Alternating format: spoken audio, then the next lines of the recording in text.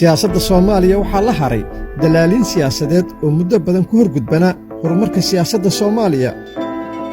Dadkaas intooda badan waxa ay siyaasadda ku soo galeen qaab hogaamiye kooxeed, waxayna ku soo tilaabsadeen dhiigga dhalinyaro badan oo ay dagaal beelade soo geliyeen. Ma aha dad siyaasadda u soo galay in ay meel mariyaan aragti, mabda' iyo hiigsi ummadeed ama dan deegaan toona. Waxa ay siyaasadda ugu jiraan qaab dhiig miirad oo dalaalnimo ah. Waxay mar walba abuuraan xasarad siyaasadeed si iyaga loogu baahdo. Waxay ka hodmaan mooshinada, qaska iyo hoogga shacabka. Ma laha aqoon diimeed iyo mid maaddi ah toona, weligoodna iskuma dayin in tijaabooyinka siyaasadeed ee dawladnimo iyo dal burburay lagu dhisay wax ka ogaadaan. Waxaa halhays iyo halkudhig u ah waaye arag. Waxay isku qariyaan qiiqa dad iyo degaan aqoon.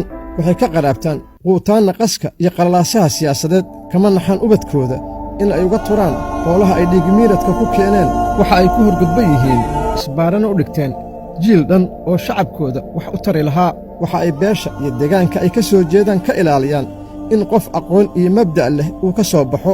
Waxa ay ku faanaan in siyaasaddu ay beesa tahay.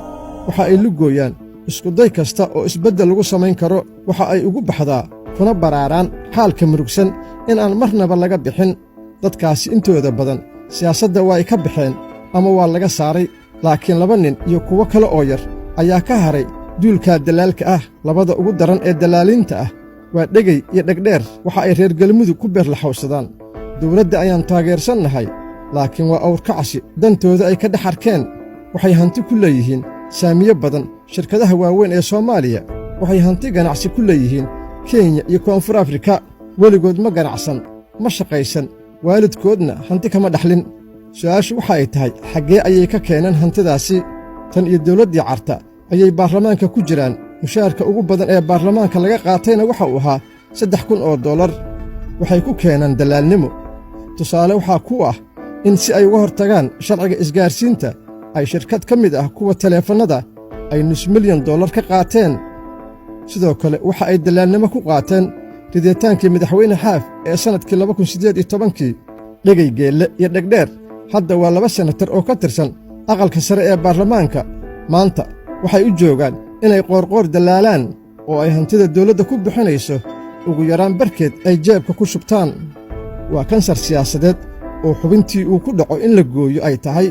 waa fidno soo taagan oo facdhan fadhiid ka dhigay, oo ummiyiin aqoonta la dagaalsan. waa haraadi duul halaagsame ka haray. waa dhiigmiirad aan weligood dhargaynin. ee reer galmudugow iska xoreeya, xoog iyo xeeladna isugu geeya. 2 dhegoodna qabta, dhegay iyo dhegdhe